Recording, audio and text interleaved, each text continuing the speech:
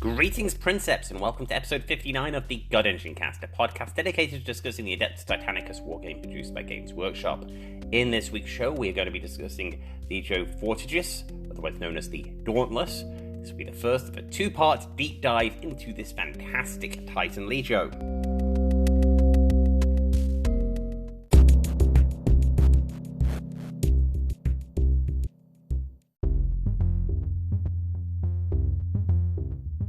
Okay, a little bit of housekeeping. For a start, this isn't the episode I said it was going to be at the end of the last episode. As you can kind of tell, it's been a few weeks since the last episode dropped. Yes, I said my kids were going back to school. What I didn't realise was my youngest was going back for half days. This badly impacted the time I had available to actually sit down and talk for this podcast, so I've only been able to start getting up and going now.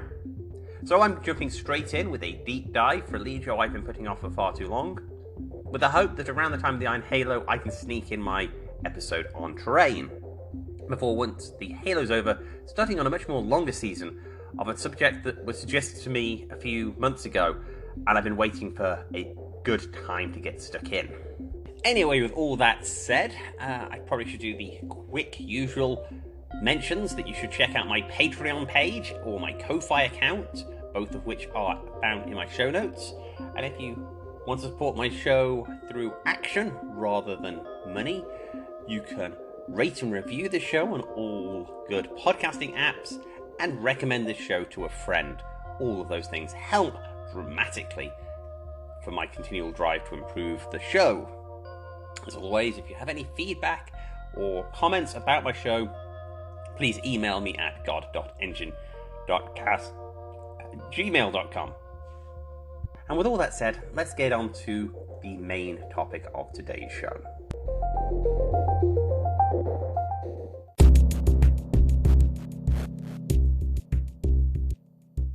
Okay, just a quick note here before we get to the main show.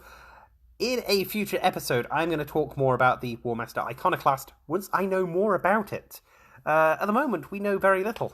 We know it's coming, we know it's got some weapons, close combat stuff, and it's based on the War Master Titan.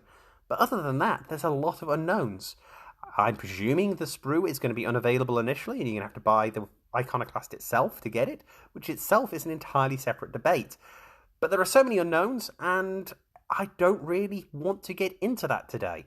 We're going to focus purely on talking about the Dauntless, and in a future episode, probably after the Iron Halo, we will dig through the new releases and my takes on them.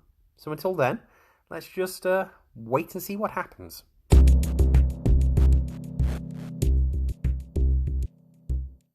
So today's main topic is going to be a discussion of the Legio Fortidus. Fortidus? Yes. It is going to be a discussion of the Titan Legion with the nickname the Dauntless. This Legio is found in the Duma Molech sourcebook and is also reprinted in the Loyalist Legio's book. As per usual, for my deep dives into a Legio, we're going to discuss their background, then we're going to discuss their rules, before finally talking about how I would collect and hobby with them. Next week, I'm going to sit down and discuss the Legio with a player, someone who actually collects and plays this very Legio. So we'll actually get some input from someone who's got some experience using this fantastic Legio.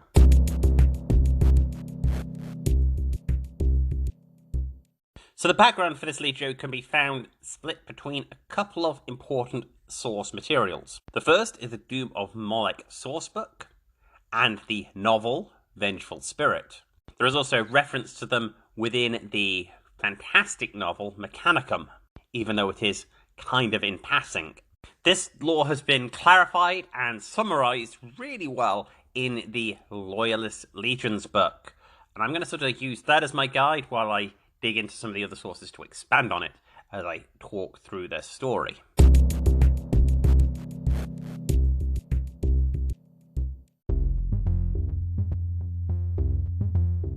Title: Legio Fortidus Order Titanica, Militaris Grade Secundus, Patient, Pre-Imperial, Martian Mechanica. Cogname: the Dauntless. Allegiance: Fortidus Contemptus.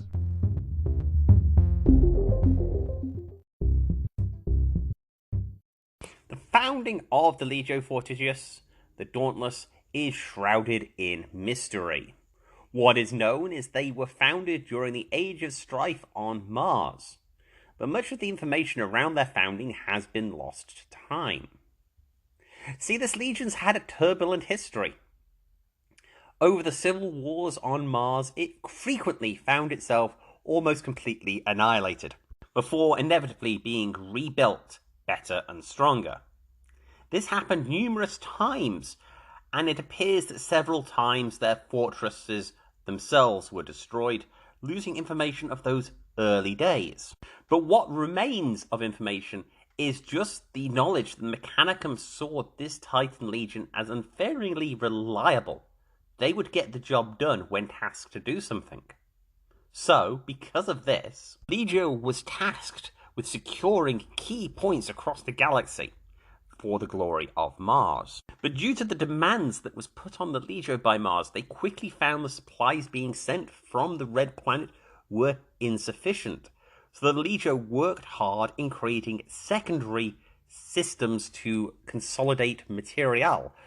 This actually resulted in almost splitting the Legion into sub-legios. Autonomous battle groups started developing and spreading the glory of Mars independent of the rest of the Legio, each battle group eventually splitting to secure more and more domains for the Red Planet. Each one of these autonomous battle groups developed its own culture, practices, and methods, each initially derived from the core Legio's philosophy, but slowly diluted and transformed and changed. This appeared to be the fate of the Legio. Instead of being destroyed through defeat, it was going to meet extinction through disunity, through success, through victory. The Legio itself did not want this. The Legio had withstood countless defeats before and was not going to let success be the reason the Dauntless was destroyed. So this then sets the stage for the events of the Horus Heresy. In an attempt to unify the Legio that was fragmenting, the High Princeps of Dauntless decided that once a decade, princeps from all over the galaxy would meet on Mars to unify, to share oaths, to discuss, and share the vision for a unified Legio. Such a gathering was taking place when the treachery of the Fabricator General was revealed. As the Legio Fortidus gathered on Mars, the Fabricator General opens the vaults of Morvac, resulting in a burst of scrap code that surrounds Mars, causing countless problems over the whole datasphere. But for the Legio Fortidus, this resulted in every Titan upon the planet's reactors from exploding as scrap code took over their systems. In one moment, the Legio Dauntless on the Red Planet was destroyed, leaving only the remnants of the Legio scattered throughout the galaxy who had not returned to unify oaths. Then, for the remainder of the heresy, the fragments of the Legio tried to make contact with other fragments, slowly rebuilding the Legio and trying to gain vengeance for the treachery and the death of innocents. Driven by vengeance, the loyalist members of the Legio cared little for their own or their Titans' lives. Vengeance was their driving principle. It is unknown if any of the Legio finally survived the heresy. The material strength of this Legio is obviously a Legio that was heavily impacted by the death of innocents. During the Great Crusade, there are records that state the Legio boasted 127 engines of war, the majority of which being Warlord-class battle titans. But after the death of innocents, where 53 god engines were destroyed, there is evidence to indicate that there were only 40 engines remaining operational on the battlefield, of these being a mix of classes with no dominant type. The Dauntless Legio have no single doctrine of warfare. Although many Legios have a particular style they prefer, the independence of the Dauntless battle groups have created a wide variety of independent styles. There is no dominant trait in the matter of deployment, preference of engines. Such matters have been made worse by the engine shortages caused by the Civil War. The Legio is becoming renowned for adapting sacred maniple selections to make do with whatever assets they have available. Such adaptive techno-heresy is looked down upon by the Mechanicum. But in the course of vengeance, the Dauntless will not be stopped. At the end of the day, what needs to be done has become the mantra for the Legio.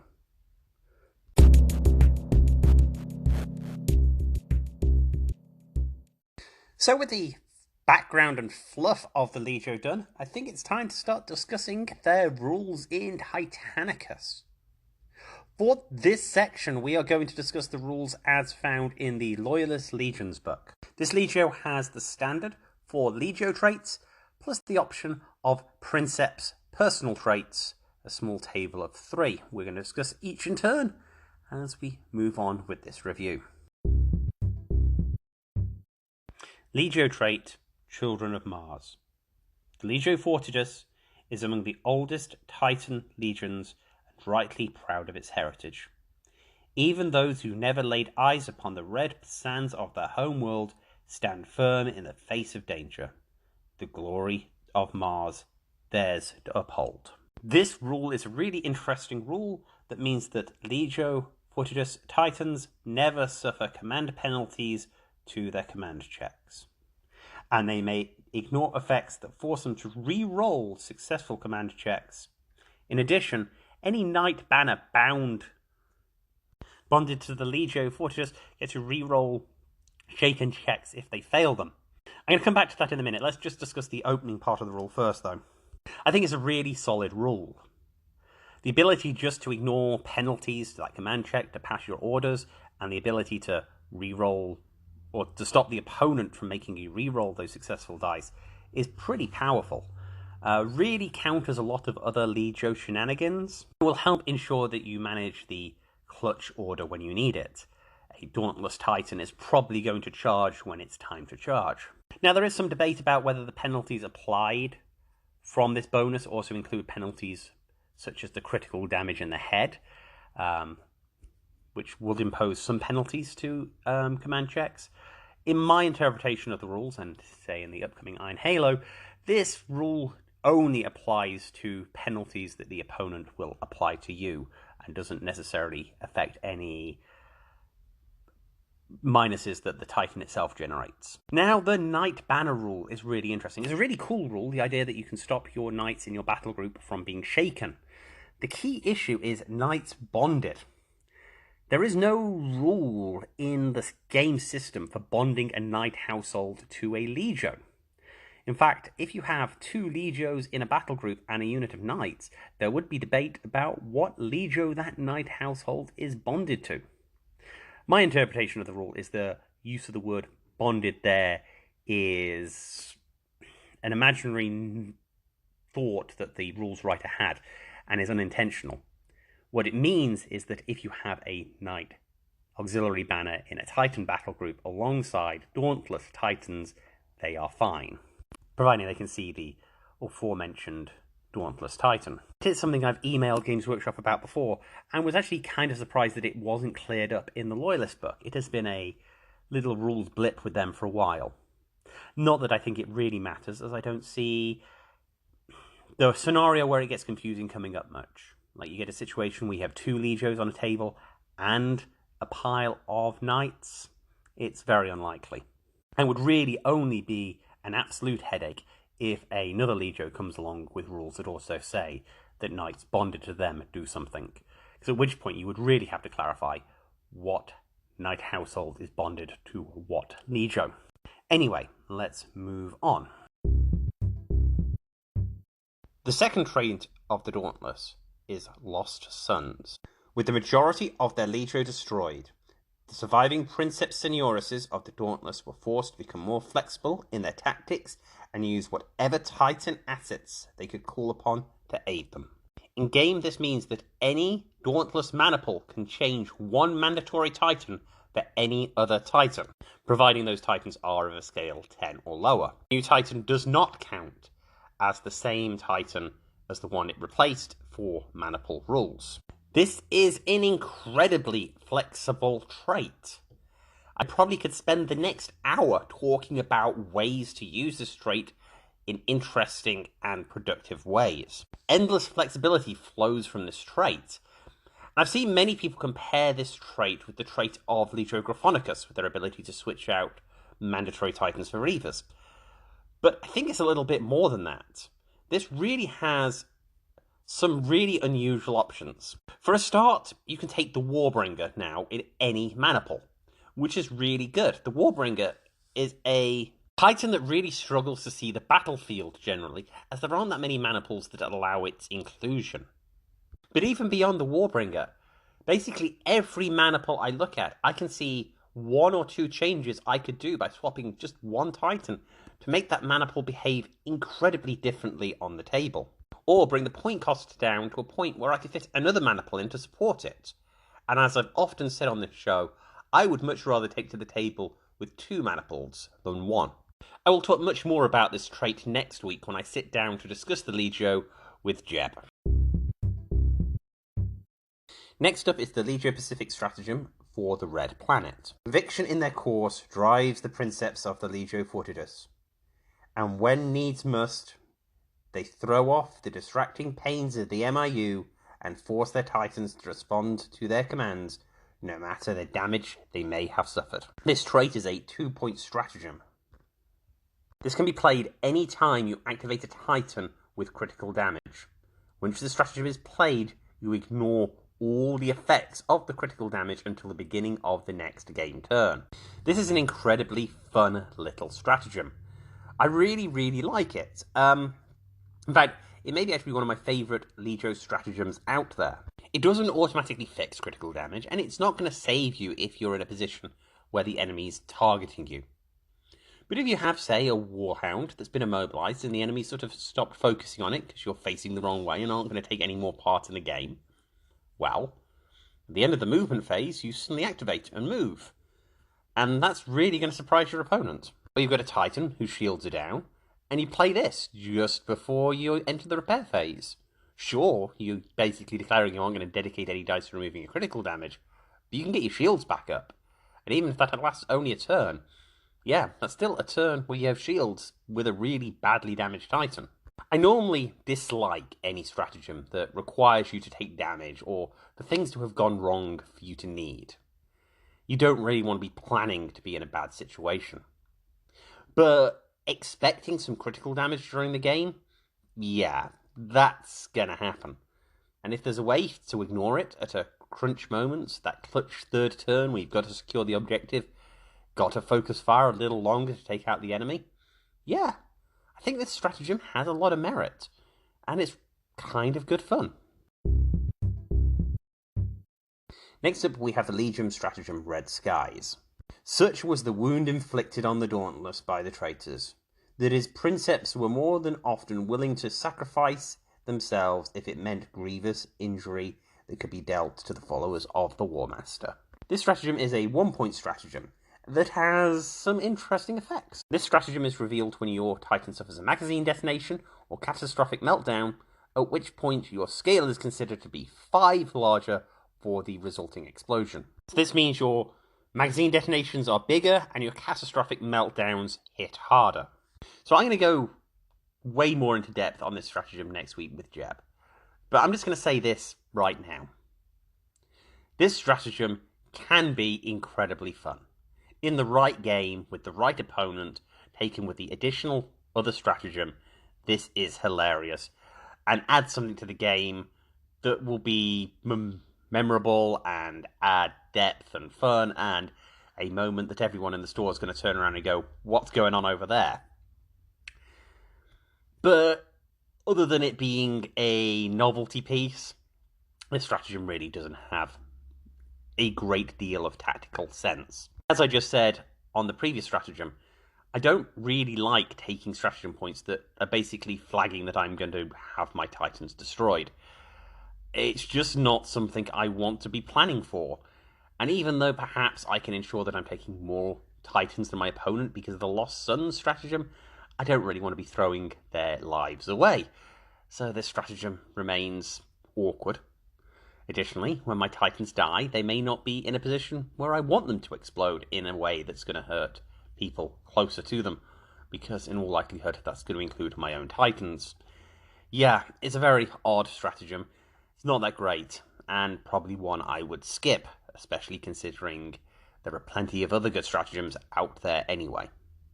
But because there are so many other good stratagems out there, it's rather nice this exists, because, as I said, in the right game, this is hilarious, and will make a night of Titanicus that bit more fun if you're just drinking a bit of beer and eating a few pretzels, as they say. So that brings us to the personal traits. The first personal trait is Broken by Treachery. This trait means that once per round, the Princeps Senioris can reroll to hit if he is targeting a Titan with a scale the same or greater than his own. You aren't just re-rolling the dice, you're re-rolling the whole attack. It states very clearly that you need to re-roll all the dice. So if you unload with a Vulcan Megabolter and you want to re-roll those misses, you have to re-roll all your hits as well. This is an interesting trait, really useful for the attacks that are only 1 or 2 dice. Less good for those larger dice attacks where you're probably going to land a few hits anyway. Definitely something to give your Princeps an edge, but nothing that will create its own strategy because it exists.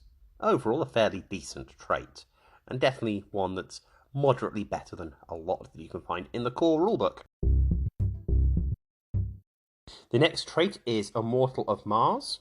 Princeps counts all critical damage to the head to be 1 lower than it is. To a Moderati and Princeps wounded just counts as a Moderati wounded, and so on.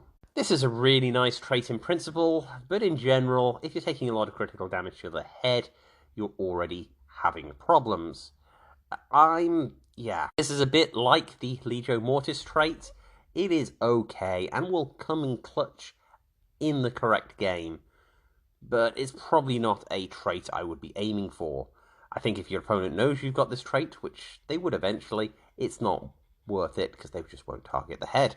The head is usually the least attractive place to attack anyway, unless you've got some particularly odd strategy going on. Definitely a weak Princeps trait, and if you're going to roll on this table, is probably the trait you do not want to see coming up.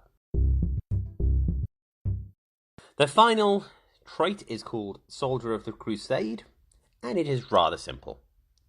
If this trait is taken at the start of the game, the force with the Princeps with this trait gets +1 stratagem point.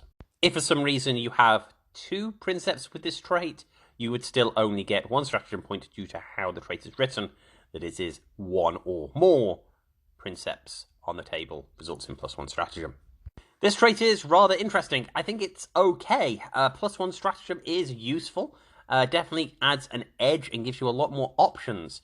Once again, building upon the idea that the Dauntless are all about flexibility. But I just want to throw a note in here. A lot of people read that last rule that they can get multiple stratagems if they were to take multiple maniples. In fact, when I was doing my interview with Jeb, that you'll hear next week, that is our interpretation at the time, and I've since changed my mind. I think it's pretty clear as I was reading through. I was like, oh, no, that's not what it actually says. So, yeah, that's definitely something to think about, and I will reflect on that some more next week. So that's the end of the rules, and I think right now I'm going to discuss what I think of the rules compared to the background, because it's a rather interesting Legio. The background basically says that there isn't a single Dauntless Legion. There are lots of little individual battle groups, each fighting their own individual style of warfare, all trying to survive and get vengeance on the traitors. And that's what the rules give you. Quite often, when we've done these reviews, that, it's been a hard time seeing the themes of the Force in the rules. Rules can be good, but at times you're going to have to take some narrative choices with your Titan selection to really bring out the themes of the Legio. This Legio's themes are flexibility and uniqueness, and that really shows itself in the selection of traits and rules we've just gone through. The Lost Sons trait unlocks an almost endless variations of lists you can create. No two Dauntless forces will look quite the same due to the flexibility of the trait itself, which I'm going to discuss more in a minute when I talk about what my Dauntless Legio would look like. But the rest of the traits give this sort of solid backbone to the Legion, a sort of stoic resistance to everything else going on in the world. And that starts becoming a common theme that will be seen between otherwise very divergent battle groups. So 10 out of 10 for keeping the theme within the rules. Really nice. As for how I think the rules are on the tabletop, I think it very much depends upon the person playing them. The flexibility you get from this Legio really allows you to do what you want to do, which can mean some very clever people out there are going to make some horribly broken battle groups. They're going to find a particular rule and find a way to exploit it. An earlier form of the rules for the Dauntless made this problem a lot worse. It used to be that when you swapped out a Titan in a mana pool, the Titan you swapped out would count as the previous Titan. So if you had a Lupercal mana pool and you dropped a Warlord in, that Warlord would count as a Warhound. With, a lot of problems deviating from that. It really was the way to build a list that was strange and abused the rules, allowing many people to find rules loopholes and walking Reaver Titans straight through that loophole. With the FAQ and now the fix in the reprint in the Loyalist book, I think the whole trait's a lot tighter.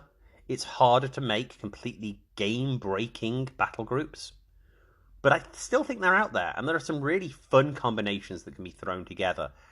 And this is a Legio that definitely inspires people to collect a wide variety of Titans.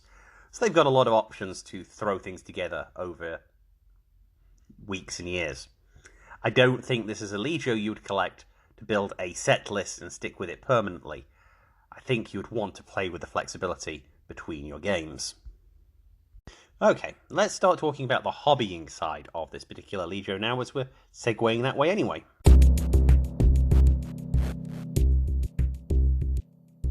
So let's start talking about painting this Legio. And once again, I stumble on a Legio that has a little bit of controversy about the colour scheme. In many places, the description of the colour scheme is red with white trimmed in brass. The primary colour of red indicating their loyalty to Mars. And at first glance, that is what the colour plates in the Doom of Molech and Loyalist books give you. But there are many shades of red. In fact, Games Workshop alone sell 23 different red paints. I mean, some of those red paints are going to be the same, but yeah, there's a lot of diversity out there. And when I look at the colour of these Titans in the Loyalist book, I don't see a Martian red. I see a metallic orange, maybe even an ochre. You can clearly see red on the Titans. The tilting plates on the Warlord and the banner of the Warhound are red. The armor plates themselves look a bit more orange. And from what I've been told, and what I've seen in a little bit poking around, the Dauntless community is divided about what the actual shade is. But at the end of the day, that is absolutely perfect. The lore talks endlessly about how the Legio was becoming divided, about how the very nature of the Dauntless was being eroded, and the Princeps were worrying that they would be extinct through success. I think the fact that we can't tie down an exact colour recipe for this Legio just further brings this home. Of course, you and your mates' Dauntlesses are going to look different, because they are different. They're autonomous battle groups who've probably decided The exact colour code is slightly different. As even aside from all the usual problems that comes with painting military vehicles, the colour that they are aiming for is actually different because of the centuries of warfare and slight divisions between the battle groups. This also means that if you wanted to put together a Dauntless battle group and have Titans with slightly different shading on their colour plates, you could do it as well. In fact, it would look rather cool to have some with a much more of a standard Martian red plate, and then some pushing a much more orange, showing how this battle group had been made up from random survivors found around the Great Crusade. If I was to ever paint this Legio, that is exactly how I would do it. Very similar to how I'm handling my Legio Incarnum with the trim, but yes, I think that's a pretty cool plan all in all. We'll talk more about the painting next week with Jeb when he talks about how he painted his collection.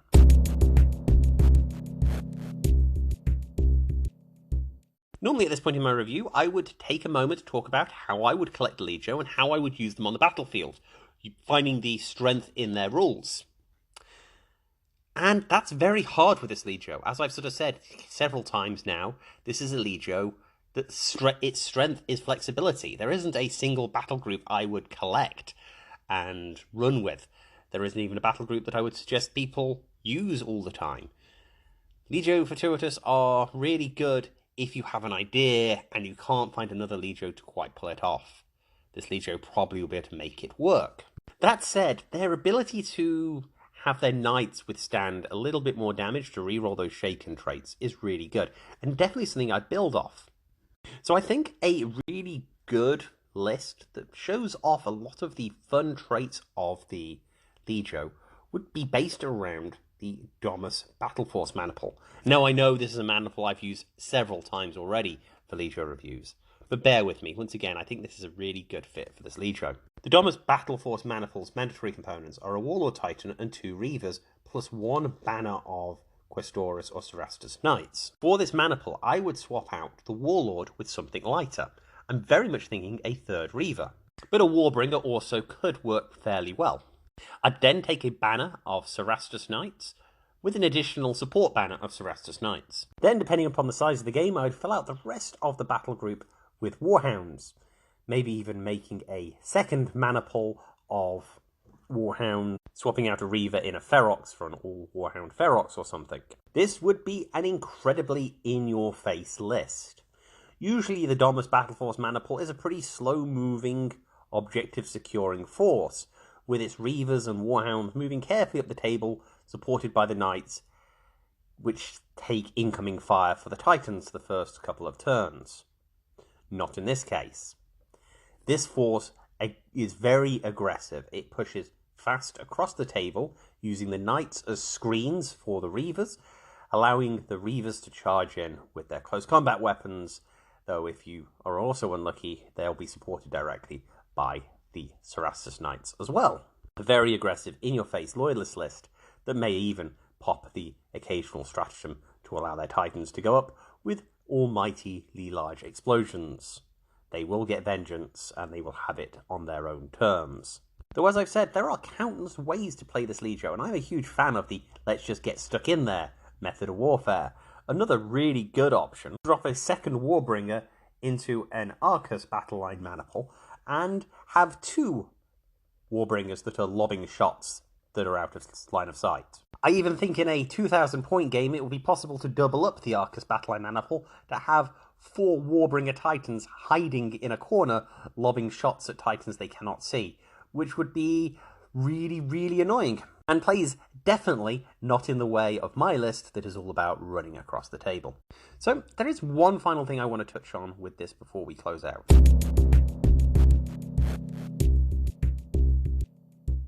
So one of the final questions I usually look at when I do these deep dives is how well does this particular Legio work if they are of a different alignment than the standard, i.e., can you create a Black Shield or Traitor Dauntless force without too much hassle? And I think the answer is pretty much yes. All of the traits work really well in both a Black Shield and Traitor battle group. And it's just a matter of smoothing down some of the rough edges in the sort of role-playing aspect of the game. Instead of saying that they have a undying hatred of the traitors, they have an undying hatred of the Emperor and his lies. That really works really well and is a simple fix.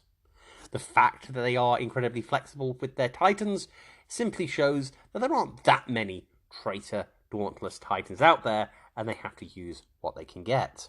The traitorous princeps of the Dauntless probably view the rest of the Legio as fools, and were more than willing to watch them be sacrificed in the giant explosions during the opening minutes of the heresy on Mars. So all the reference to the Red Planet and glorification of that moment isn't so much about vengeance, but is about trying to finish the job. And by that note, you could probably allow them to go pretty hard down the corrupted Titan line. Willingness to glory in the sacrifice of the majority of their Legio probably means they'll be okay with a lot of other things that would not quite be standard in the College Titanica. The Dauntless always had that method in the warfare where they kind of looked the other way to tradition, which was, at the end of the day, the problem they were having. Their Legio was developing into countless different ways. Different thoughts and tactics were being developed by the different autonomous battle groups. So perhaps there was a battle group that started dealing a little too much with techno-heresy. They started playing with toys they shouldn't have been playing with, and were more than happy to let the rest of the Legio go their own way so they can finish their dark experiments. In such a way, I think you could really go to town with the Lost Suns trait there. You could bring a Titan in that counts as a Titan. You could make something that looks vaguely like a Warlord, but isn't, and put it in the place of another Titan in another maniple to give it an interesting trait that perhaps it wouldn't normally have, like dropping a Warlord in a Corsair, but making the Warlord have an extra leg or something, so it sort of looks like some sort of weird Martian fighting machine that doesn't really have a forwards, sideways, or backwards. I think that'd be kind of amusing, and you could actually show the rules for that through the Lost Suns swapping traits around. Something definitely for the fans of the Dark Mechanicum to play with there. As for the Black Shield angle, I think that also works pretty well as well. Black Shields are something that is pretty underdeveloped in Titanicus at the moment, and I'm hoping here in the next couple of books, probably after the Traitor book, we'll see something that sort of fleshes them out a little more. But undoubtedly there would be some engines of the Dauntless who feel unshackled from loyalties from Terra and the War Master due to their ignominious exit from the heresy, the death of innocence. Perhaps they're fed up on both sides and are just looking to survive. I think some of the traits the Black Shields get really go well with Children of Mars ability, giving a Legio that's really going to get their orders passed and continue to do what needs to be done. Black Shield Dauntless is definitely something I will return to once we have a few more rules about Black Shields in future supplements, because I definitely feel there is something worth talking about, and definitely a story to be told there. Anyway, let's move to wrap this show up.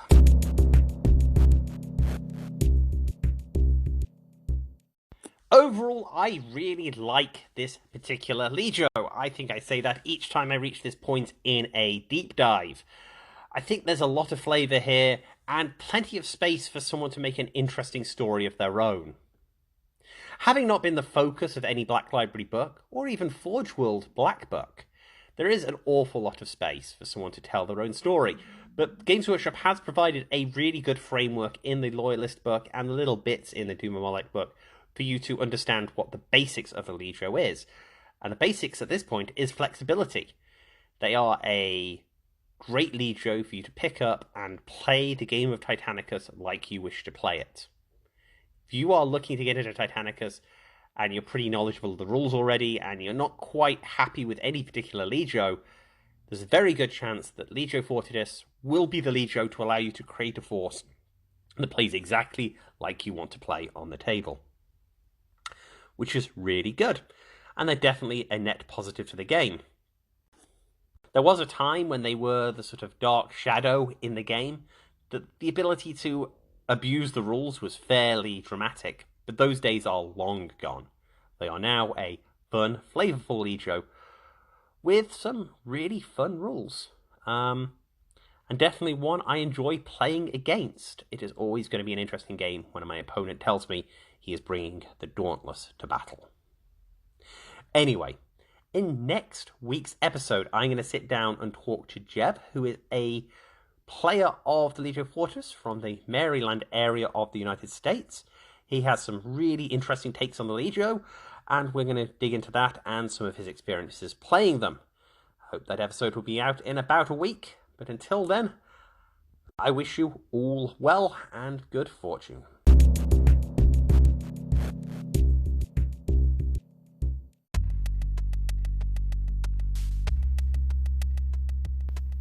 Thank you again for listening to another episode of the God Engine Cast, a podcast dedicated to discussing the Adeptus Titanicus game produced by Games Workshop. This show was written, recorded, and edited by Martin Emery. This podcast is completely unofficial and no way endorsed by Games Workshop Limited. No challenge to any trademarks or copyrights have been intended. All rights are reserved by the respective owners. If you have any questions of the show, please email me at god.engine.cast@gmail.com or reach out to me through Twitter or Facebook. So until next time, I wish you all good fortune.